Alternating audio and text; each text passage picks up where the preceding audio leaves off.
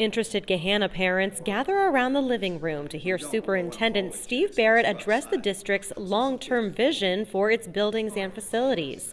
This was just one of numerous gatherings that took place as the district sought feedback from parents and citizens about their hopes for the future of Gahanna-Jefferson Public Schools. We want to hear, the input of parents and community members on our plans. We want to have engagement that's robust and folks help create the plan that we implement, because we think if they create it, they'll own it and they'll support it. The Master Facilities Plan, which has been years in the making, addresses critical improvements that will position the district for future growth.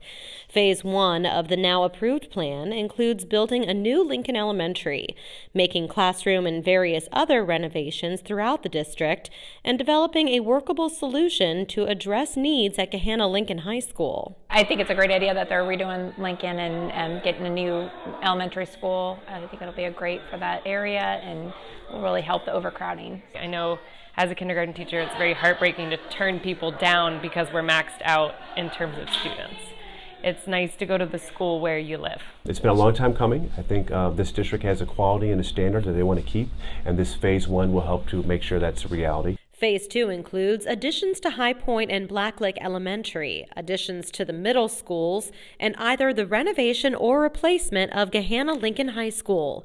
In fact, finding a solution for the high school was moved up earlier in the process at the request of the community members. I guess my biggest concern was the high school and whether they were going to do renovations on that to make it not so overcrowded. And I feel like he did answer that and address that with us. Based on the development plan that Jefferson Township has, we know that there's acreage out there that will get developed. And so the second phase of the plan is really kind of kicks that into gear, planning for population growth.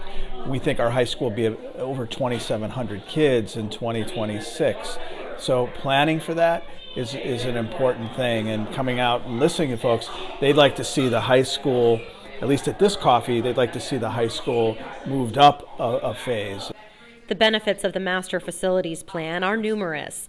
Beyond replacing an outdated Lincoln Elementary, the plan will address overcrowding in the elementary schools, create more space for the middle schools, modernize classrooms and balance the student population district-wide, and create available space for a potential future high school. We want value and reasonable, and I think people are seeing this as reasonable, but I was totally shocked that they're really wanting to move the high school up, which was in phase 3, and they're really wanting the high school to be done yesterday. So either renovating or a new high school, and I was shocked but pleasantly pleased because I think that speaks well of our community. And the plan is not just for students and parents, the entire community will benefit. If we continue to have great schools, it continues to raise the value of our homes, even, as you're retiring or, moving out of the district, your housing values will increase with great schools. As the school district goes, so goes the city. And people want to move here, companies want to locate here, because the quality of the schools have a tremendous impact. They impact people's perspective of the community, they impact the quality of life of the community, they impact the property values, they impact everything. So we want to make sure the schools are best positioned to be successful.